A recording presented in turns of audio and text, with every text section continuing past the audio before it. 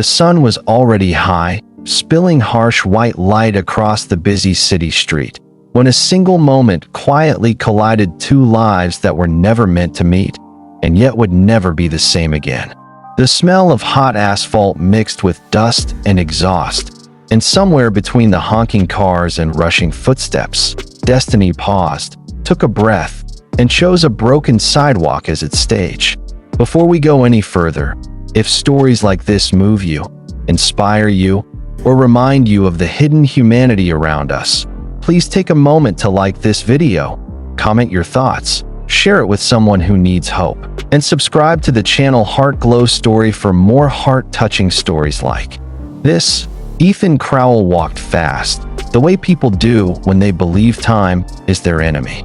His shoes were polished, his shirt crisp, and his eyes locked on the glowing screen of his phone as if it held the answers to his entire life.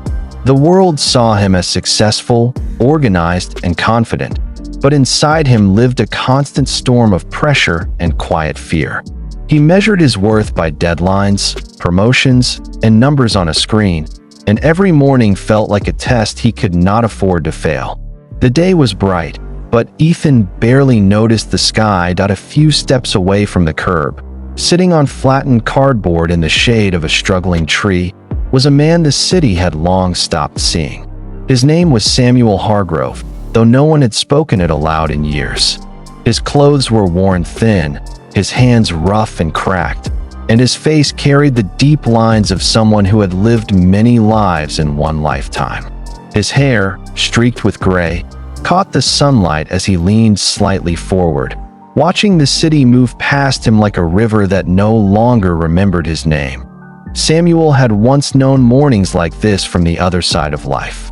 He remembered sunlight through office windows, the smell of fresh coffee, and the sound of laughter echoing in a home that felt safe. But loss had a way of erasing maps.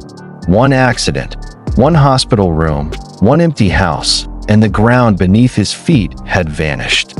What followed was not a sudden fall, but a slow, silent sinking that no one noticed until he was already invisible. Ethan nearly tripped over Samuel's outstretched bag. Annoyance flashed across his face before guilt replaced it. He stopped, sighed, and reached into his pocket, dropping a few coins without looking. It was a reflex, a habit learned from a world that taught generosity without connection. As he turned to leave, Samuel lifted his head and met Ethan's eyes, and something unspoken passed between them. Samuel did not beg. He did not reach out.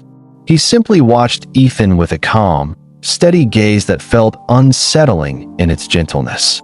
There was no pity in his eyes, only understanding, as if he could see the weight Ethan carried even beneath tailored fabric and practiced confidence. That look slowed Ethan's steps. For a brief second, the noise of the city faded, replaced by a strange stillness. Ethan walked away, but the moment clung to him like a shadow. All day, meetings blurred together, numbers lost their meaning, and a quiet discomfort settled in his chest. He could not explain it, but something about that man's eyes felt like a mirror he had not expected to face. When the workday ended and the sun began to soften, Ethan found himself taking the long way home without knowing why. Samuel spent the afternoon as he always did, observing. He watched people rush past, children laugh as they chased pigeons, and street vendors argue with customers under colorful umbrellas. He noticed the small things most people missed, because when you have nothing, details become everything. Hunger sat patiently in his stomach, but his mind was elsewhere, turning over the brief connection he had shared with the hurried man in the suit. As the day leaned toward late afternoon, dark clouds gathered unexpectedly, muting the sunlight and cooling the air. Rain began to fall in uneven drops, sending pedestrians scrambling for shelter. Ethan, caught without an umbrella, jogged under a nearby awning, breathing hard, irritation creeping back into his thoughts. That was when he saw Samuel again, still seated on the sidewalk, rain soaking into his thin jacket. Without fully understanding why, Ethan stepped forward and offered his umbrella. The gesture surprised them both. Samuel accepted it slowly, not with desperation, but with gratitude that felt heavy and sincere. Their eyes met again, and this time the silence stretched longer. Ethan felt an unfamiliar ache in his chest, something like shame mixed with curiosity. Samuel wrapped the umbrella over both of them, the rain tapping softly above their heads. The city continued its rhythm around them, but inside that small shared space, something fragile and human was taking shape. Samuel's presence felt grounding, like a reminder of something Ethan had forgotten long ago. Ethan left soon after, but he did not feel relief. Instead, he felt restless, as if a door inside him had been opened and left ajar. That evening, he stared out of his apartment window at the glowing skyline, thinking about how close two lives could pass without truly meeting. For the first time in years, he felt the hollowness of his success. Days passed, but the image of Samuel remained. Ethan began noticing people he had once ignored, the way the city carried both ambition and despair in the same breath. He returned to that street the following week, telling himself it was coincidence, though his heart knew better.